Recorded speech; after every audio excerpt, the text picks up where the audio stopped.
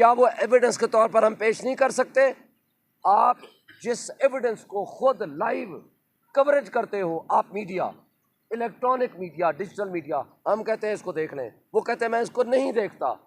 हम कहते हैं ये एप्लीकेशंस, ये एफिडेविट्स ये मौजूद है, वो कहते हैं मैं नहीं देखता, मुझे बता दें एविडेंस हम कहाँ से लाएं।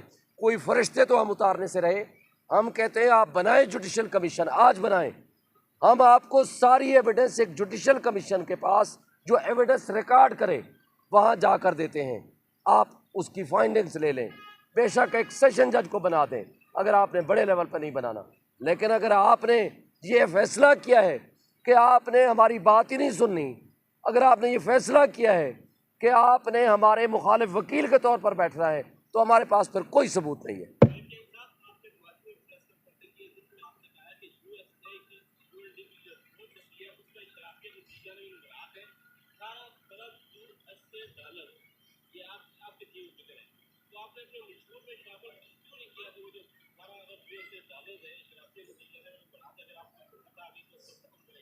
देखिए, मंशूर के बारे में कल हमारे चेयरमैन साहब ने आपको प्रेस कॉन्फ्रेंस कर दी है। आप चूँकि हमारा सब्जेक्ट NA-47 का है, लेकिन मैं आपसे वादा करता हूँ, मैं एक वर्कर हूँ।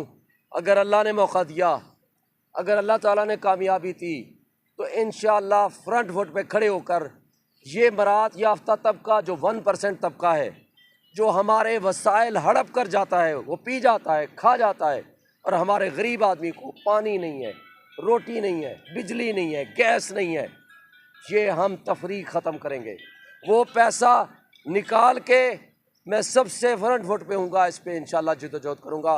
वो पैसा उनसे रिकवर करेंगे, वो उसके बाद उनको हम लाएंगे अवाम की फलाह बहबूद, और उनकी रियासत के बाकी जो लोग हैं उस पर ख़र्च होना चाहिए। ये अशराफिया जो पैसा खा रहा है, लेकिन काम यहीं तक तो महदूद थोड़ा है।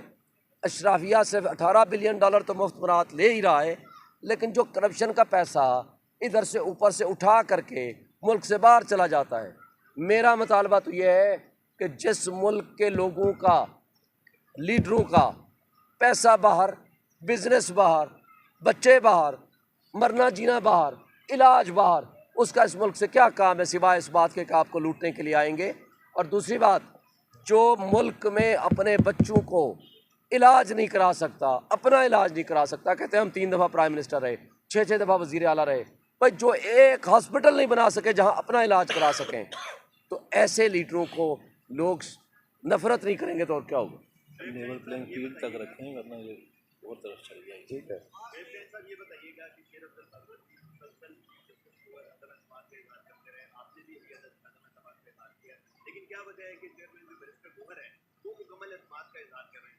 ये मेरा ख्याल है हमारे दरमियान किसी भी किस्म की किसी की भी गुफ्तगू को आप उठा करके, मेरा ख्याल है वो पार्ट ऑफ दी हम गुफ्तगू का हिस्सा न बनाएं तो बेहतर है।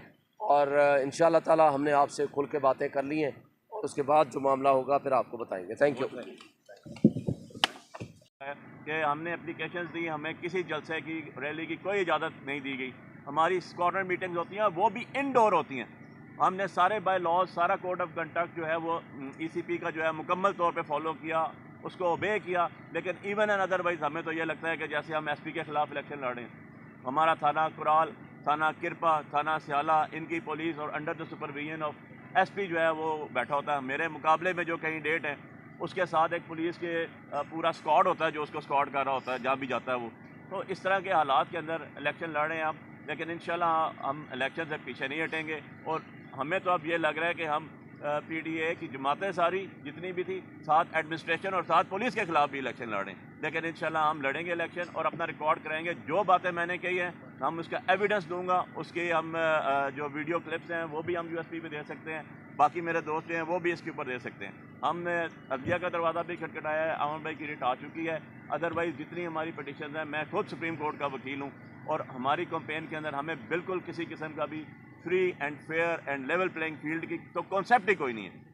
लेकिन अल्लाह के हुक्म से हम डरने वाले नहीं हैं, हम इलेक्शन के अंदर लड़ रहे हैं, इलेक्शन लड़ेंगे, और इंशाल्लाह इस हालात में भी लोग निकलेंगे। आप 8 तारीख को गवाह रहिएगा मेरी इस बात के कि आपको पता चलेगा कि जी लोग कैसे निकलेंगे, वो जुल्म का बदला वोट से लेंगे, और इंशाल्लाह पता ही आपको है। अगर ये सिचुएशन अगर इस्लामाबाद में है, तो आप ये अंदाज़ा कर सकते हैं जो इस्लामाबाद जहाँ पूरा मीडिया बैठा हुआ है, बाकी शहरों में, बाकी सूबों में, बाकी इलाकों में क्या हो रहा होगा, देहातों में क्या हो रहा होगा। अगर इसको इलेक्शन कहेंगे तो फिर अफसोस की बात यह है, फिर आँख और कान बंद करके अगर इलेक्शन कमीशन की तरह मुनसिफ आज़म भी उसी तरह उसी तर्ज पे अमल पे होगा तो उनको ये बात बता दूँ, अक्टूबर में आपने रिटायर हो जाना है। ये तारीख़ कभी किसी को माफ़ नहीं करती। तारीख़ में आप याद रखे जाएंगे या स्याह तरीन जज के तौर पर या आला तरीन जज के तौर पर। वो आपकी परफॉर्मेंस, वो आपका किरदार, वो आपके फ़ैसले इस बात का सिर्फ गवाही देंगे।